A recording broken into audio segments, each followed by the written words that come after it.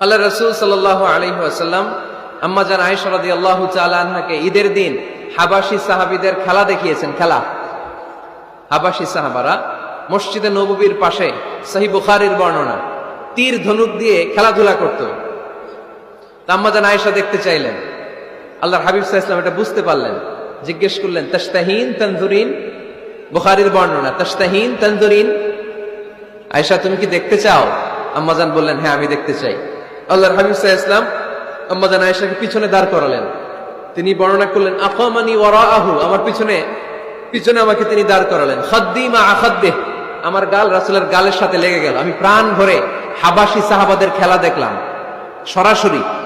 দীর্ঘক্ষণ দেখার পরে আম্মা জান আয়েশা বললেন হাত্তা মালিলতু, আমি ক্লান্ত হয়ে গেলাম, অনেকক্ষণ দেখলাম। আল্লাহ রাসূল সাল্লাল্লাহু আলাইহি ওয়াসাল্লাম বললেন আয়েশা পরিপূর্ণ হয়েছে, তুমি কি তৃপ্তি সহকারে খেলা উপভোগ করেছো, ইথিওপিয়ান সাহাবীদের খেলা? আম্মা জান বললেন হ্যাঁ, আমি প্রাণ ভরে দেখেছি।